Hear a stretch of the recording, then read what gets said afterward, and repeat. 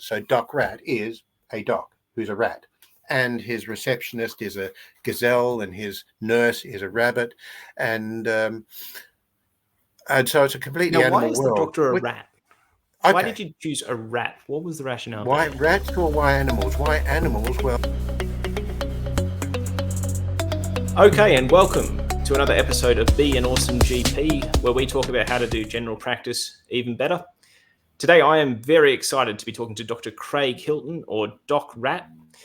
Dr. Craig Hilton has been a practicing medicine. Jenna, I apologize.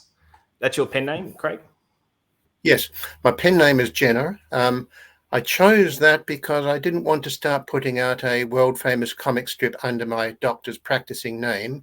It could make some of my patients uncomfortable if they say, "Oh, that's the person who listens to all the personal things people tell him and then turns them into funny comics for everyone to read," which is not true. But I didn't want to leave any shadow of doubt, so I thought I'll do this I keep a firewall between my practicing and my entertainment. It's not a state secret. If you wanted to look it up, you'd go online and you'd be able to find who I am. But it works pretty well. I keep the two separated.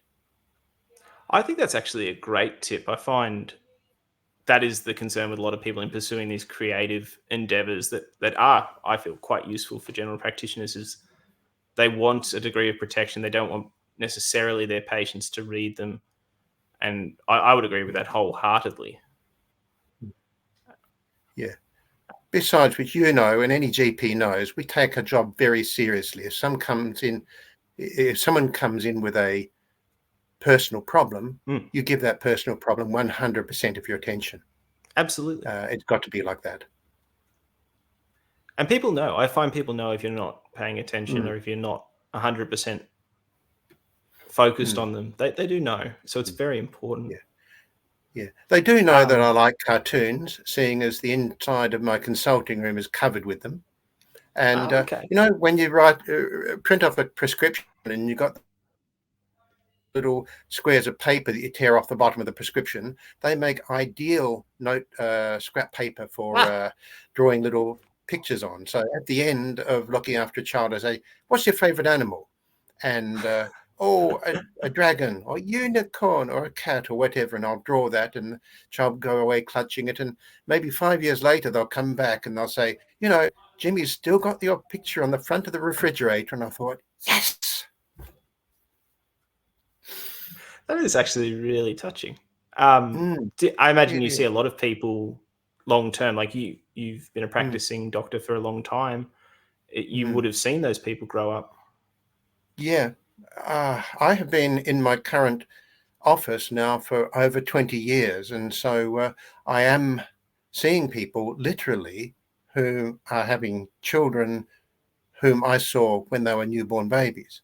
It's a wonderful continuity. It really just 1 year builds upon the next, and that builds upon the next. And therein lies part of the strength of what we can do in general practice. And I think in your drawing of comics, you're prolific. Like, you've put out over 20 ebooks. Yes. You've been doing it for long enough. You have this huge back catalogue, and it's even on the British Journal of General Practice. 4,320 so far. That's great, because you would have gotten as each strip takes an average of about 2 hours to draw. That's a lot. Yeah, each strip takes an average of 2 hours to draw. So multiply 4. Yes, okay, that's a lot of time. Yeah. What did you do with them initially when you started? Where did you publish them? I have a website. I have been doing cartooning before that in many different ways, but I decided just before the beginning of 2006 that what I really wanted to make life more complete was to realize some other thing as well as being a doctor, that I could leave my mark on the world. And one thing I'd always wanted to do was to do a comic strip regularly, because it's not just drawing, it's also putting the ideas in. If you want to draw things and you want to say things, then something that combines saying and drawing is an ideal thing for it. But time has always been the problem. You cannot say, oh, I managed to get a picture done this last weekend. I think I'll keep doing that, because you don't always get that spare time all the time. The only way it was going to happen was to actually clear a permanent space in the schedule. And I said, well, I'm working Monday, Tuesday, Wednesday, Thursday, Friday, and every second Saturday and Sunday as a GP. What if I were to devote the Wednesdays? I'd still be working 10 days a fortnight in an earning capacity as a doctor, but that would mean Wednesdays would be my cartooning day. But the only way that's going to work is to start off with a professional attitude, to say, right, it is work time. It is my professional work time. It is the time I will hire an office, and I will have that office set up. And every Wednesday, and any other time I want to let myself into the office from extra stuff, every Wednesday will be the day that I start off bright and early at an appointed time and work through and get my quota done and load it up before I go home, and answer emails and do the rest of the administrative stuff. But that is what I'm going to do. I may not make a professional income at the beginning, but I'll treat it as a profession. And I did. I am still doing it's still not making much of an income yet, but I'm getting very close to my dream with having ebooks that people all over the world can buy. And when people buy one, they may enjoy it so much they buy the second one. And there is the way that's my business model. I'm still getting there, but I haven't dropped the idea of being professional. I'm a member of the Australian Cartoonists Association. I have been for many years. And that whole profession of cartooning is going through a very hard time, with newspapers shutting down and the old business model of selling a regular strip to many newspapers and then getting a return from all of them, or a newspaper syndication company. That is just going by the wayside. Some of the main things have been dropped. Cartoonists now, some of the best cartoonists doing comic strips, are finding now the whole thing is now very hard to make a living. So I'm not alone in that. It is hard to make a living as a cartoonist, and I do have to rely, obviously, on my work as a GP to make the to pay the mortgage and such. Finding time is difficult, but as I said, putting aside that sacrosanct professional time for my second profession is the only way it's worked. I think that's a really, there's so much I could dig into there actually, but it's really setting aside that time and having the professional attitude, the same attitude you have as a doctor for that other endeavor, really does make a difference. I was actually super excited to chat to you because I spent a lot of lockdown learning how to write indie author novels.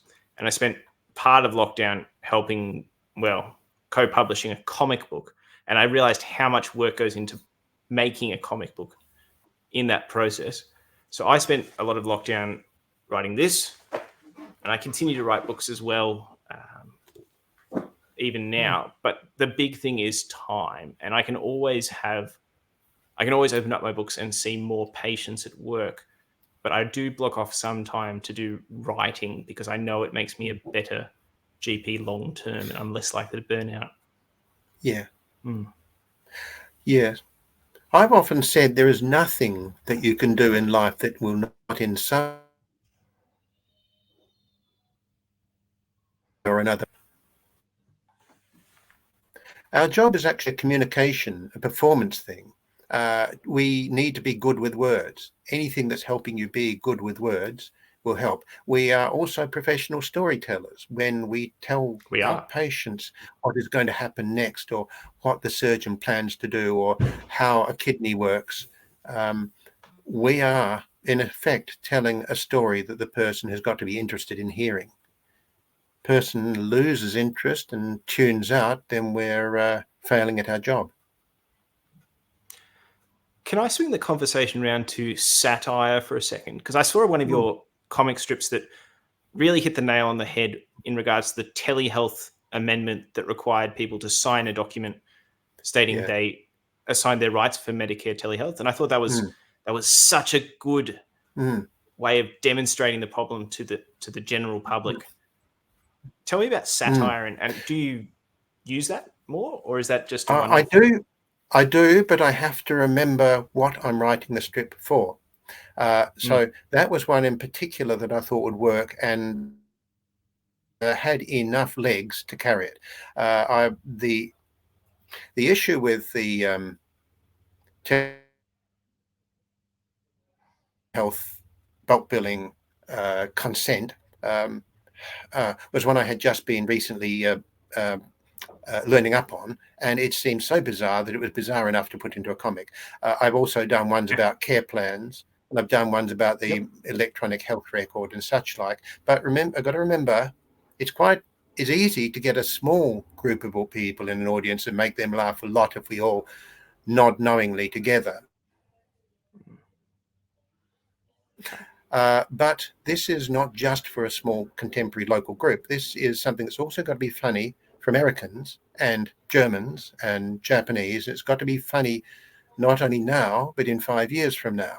If someone in 5 years picks up a DocRat book and reads something about the intricacies of Medicare and says, what the, and move on to the next strip, having not found that actually funny, is, well, that would be failing at the job. It has got to be like, say, Yes Minister, which is a political satire from the 1980s that is still just as funny now because it's talking about people, an ongoing situation. The Australian ones like Frontline and Utopia will be funny in 5 years or 10 years because they talk about some of the eternals of human interactions. And so I've got to be careful when I'm writing this. I don't assume that everyone got a very limited number of words to actually tell the situation by the end of the strip. So I've got to keep it very simple. So I've got to put out the premise, explain what is happening, and then make my wry comment on it, all within the space of one comic strip. And with that, in order for it to be understood by people in other countries and other times, it's got to be very carefully done. In addition to that, I have also not got to be just a naysayer. I don't want, I started out with one premise with DocRat is this is not going to be a doctor joke where the joke is at the expense of the patient and showing how cruel or greedy or incompetent the doctor is. Now, you want that, you can read The Wizard of Id. But if you want to have something where you can still laugh at it, but it's not making fun of the disempowered person coming to the doctor with less medical knowledge and less familiarity of the healthcare system, you're not laughing at that person's embarrassment or that person's discomfort, and you're not saying, oh, this doctor is really greedy or that person is really stupid. I've got to do something which at the same time as laughing also enhances the standing of our craft in general practice, which talks about some of the vagaries of the Australian medical system without making it say this is a rubbish system. So when you get something where there is a really bizarre, almost utopia or Yes Minister situation with how this works, I can understand how he got there. For example, these item numbers were cobbled together very quickly in a hurry, and telehealth was cobbled together in a hurry. And okay, they're working on it, but I can understand how it got there, and I could do the sensible version. And I don't want to do this is ridiculous, the healthcare system is broken, and tell that to Americans. So I walk a very fine line. There are not many times I can do satire because the satire has got to be eternal. It's got to be respectful. It's got to include the current characters, and it's got to be also supportive of what journeys those characters are doing in the larger scheme of things. I think that's a real problem. Not a problem. It's something we have to be very mindful of as general practitioners. is we want to have a conversation, but we want to have a respectful conversation. It's easy for Joe Blogs to put out content about things and say so-and-so is stupid, but we have to have a very nuanced conversation that engages a lot of people about relatively complex topics.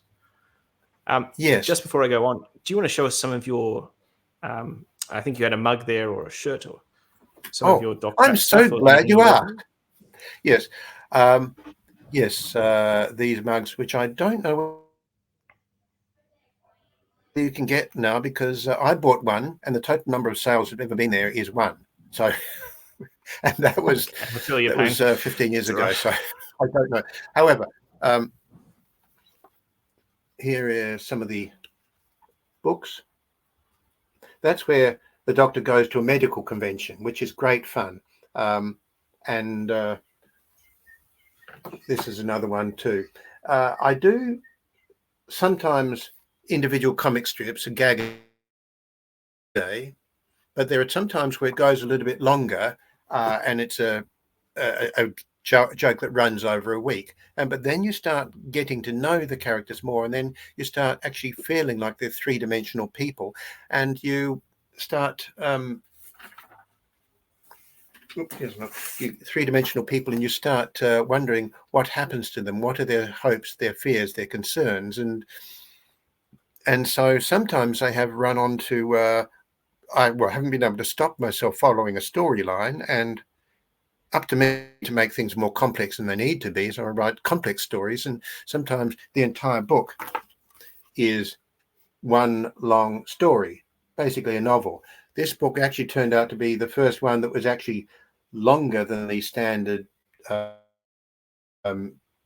72 pages, because I had to have it that long to finish to the end of the story.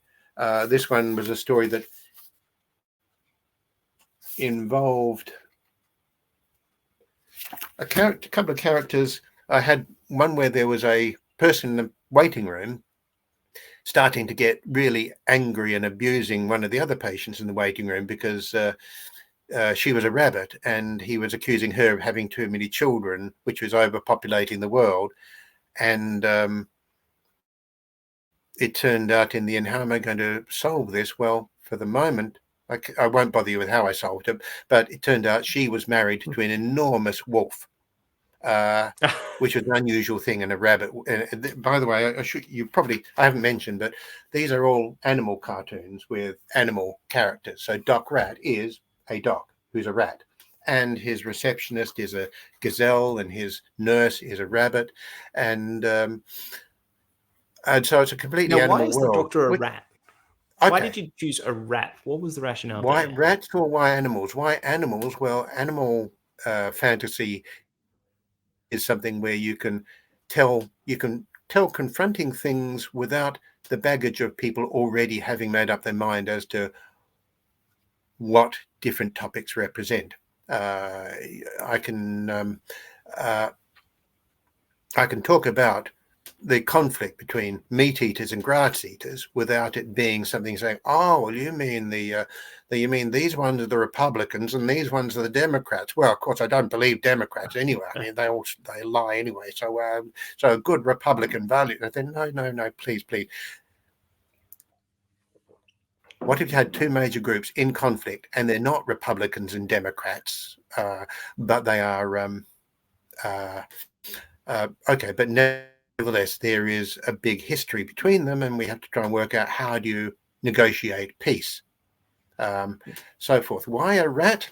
A rat has been probably the type of animal character I've found the most interesting and the most intriguing any times there are animal-based stories, because they have, you know, Tom and Jerry. Tom, the cat, is the baddie. Jerry, the mouse, is the goodie. Black and white, end of story. And anything the mouse can do to the cat, well, it's fair game. And anything the cat wants to try to do to the mouse, well, that's evil, and he usually gets his comeuppance. Now, that's too simplistic. You can't do much with that. But rats, rats are the baddies. Well, sometimes rats are the goodies. Or, well, what are they? Well, I mean, rats have evolved with humans in their towns and villages and cities eating the same food. There are very few there are very few animals in our common folklore that share so many of the things we like. We eat and taste food. We like to live in nice houses. We have fun together. We play together. We do things. There are very few animals other than rats who would fit that same sort of thing. And secretly, we can identify with them. But really, too, they are complex from a historical fable point of view. They're complex. You can say they're neither the good ones nor the bad ones. You're going to have to think about this. There's a movie when I was doing really informative years. Two really big movies and books influenced me. One was Watership Down, which came out not only in the book, but then when it came out as a movie, at pretty much the time I went to England for the first time and went to the location where they were, it was originally created and such like. And that was one of the best animal books I think you can get for the whole point of putting yourself into another mindset. But another was The Secret of Nim.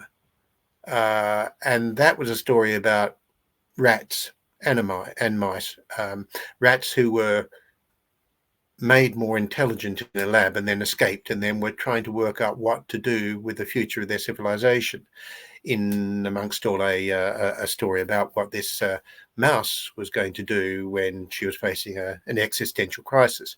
Okay, that was based on a good book, but basically those two, they had so many intriguing possibilities of how do you start thinking about the world. It was a book for young adults, but it covered what are we meant to do, what do we define as good or evil, and can we get away with a bit of evil if it's all in a good cause, such as we're trying to survive, so we'll steal a few things, and stealing's wrong, but stealing just to survive until we can afford not to steal anymore is that an okay thing to do? Anyway, the one of the characters in that movie, in this case the baddie, was a character called Jenna. When you read the book, yes, well, Jenna is also after Dr. Edward Jenner, my hero from primary school days, who was the person who came up with a system of vaccination, and basically has saved more human lives probably than any individual who ever lived. And he managed to understand what he had done in his lifetime. It must have been a really, really good feeling to think, I've done such good work. That was Edward Jenner. Now, I do believe from reading between the lines that Jenner in the book was actually based on the historical person Jenner, who that's just another thing, because all of the rats name themselves after people they read about in books. So, all right, okay, small fun fact. But Jenner is the name that I thought I would choose for myself because he was a doctor and he was a pretty cool rat. I was going to say, in the books, he wasn't just a melodramatic villain, but he was someone who was giving his point of view of saying it's okay to steal, and it's okay to keep stealing. And the other one, his opponent and good friend, was saying, no, it's okay we don't like stealing. We'll try not to steal any more than we have to until it's all over. Anyway, the point being that when you want to tell stories that are morally complex, it's good to have something which doesn't start off with a template of the goodies and the baddies. I thought you were just going to say that rats are easier to draw. That sort of thinking in our world, because I can talk about. If I can talk about how in DocRat's world, which someone very nicely named the Jennerverse, I managed to steal that. In the Jennerverse, in this whole DocRat world that the Doctor lives in, that there is not only the fact he's looking after people as a GP, but he's also got sucked up into social and environmental activism. He's been co-opted into the campaign for peace between the grass eaters and the meat eaters. And he's trying to balance his responsibility with his patients with the fact that sometimes he has to put his life on the line in the name of peace. And you start doing some complex stories, you can get some incredible tensions between them. So yes, it's funny jokes.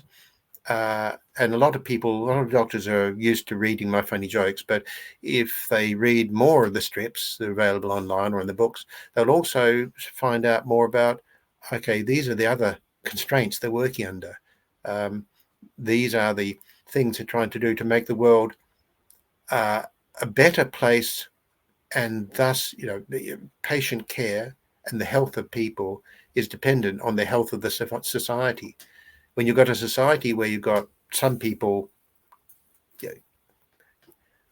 taking people down silently and killing them and eating them for names of culture, and you say, all right, that is not okay. How do we get peace? Well, there are plenty of things happening in the world where you'd like to have peace, but it's a very, very difficult thing. And yet,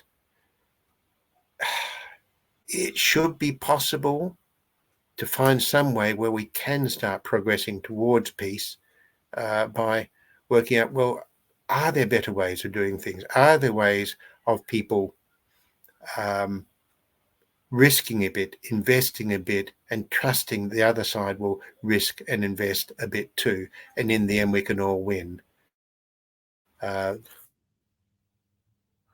Is there a way of doing it? Well, I'm there may be. I'm just sitting in If you processing write a that. story about animals and meat eaters against grass eaters, if you write something with meat eaters versus grass eaters and it was very difficult, but they made a small step, well, how did they do that? You look and say, well, okay, maybe it was the power of one or two people who, when put on the spot, decided they would do what was right rather than what was easier and safer, or the people who thought about it better, or the people who decided they would put their prejudices to one side and say, all right, just think of what we can achieve, and if we do, it will be better. So in a way that fits in with good quality general practice as well, the same mindset. We are trying to make things better. We're trying to find skilled and creative ways of making people's problems get better. It's all part of the same process. We want good outcomes. We're blessed to be working in a practice where we all want a good outcome. It would be terrible, I suppose, to be a lawyer where I could only win by making someone else lose. It's not a But I'm in a zero-sum position game where, in general practice. no, it's not. No. And most people are pulling in the same direction. On that note, We just need to I find have some the right answer. patients coming up soon. I might need to start wrapping up soon just because I have Yeah. booked patients this afternoon. Okay. I apologize. I could sit and chew the fat with you for hours. This is Right. actually Yeah. tremendous. Okay. If people do want to find your stuff, where is the best place to find it? Your website, Amazon, what's the best option? Yeah. The website is a good one. And the best thing is just use the search engine, even the one beginning with G. Use the search engine to look up DocRat, and it'll take you pretty much to the site. But it is www.docrat.com.au. Look on what they used to call Twitter. Look on Facebook. Look on Mastodon. But particularly look on Amazon and see if you can look on Amazon for DocRat ebooks, and that way you can purchase them and read them on your own device in your own time. And I imagine if people like them, giving them a rating or review on Amazon is really good for your search engine optimization. It is. Always It is. Lots appreciated. of people, the people who bought it so far are my my Died in the Wool fans, so they like it anyway. So I'm getting lots of good reviews. But the more people who try reading it, the happier I'll be. All right. Well, I'll wrap it up there. That was a magnificent chalk, and I look forward to opening up the latest DocRat ebook as that I will download tonight. Thank you, Dr. Hilton. Thank you. Be an Awesome GP is targeted at general practitioners in the Australian context. It should not be taken as formal medical advice, and you should consult your own clinician for any medical matters. Opinions are those of the presenter or guests and do not necessarily represent any organisations. Wearing, by the way, cartoonist jumper. Very nice.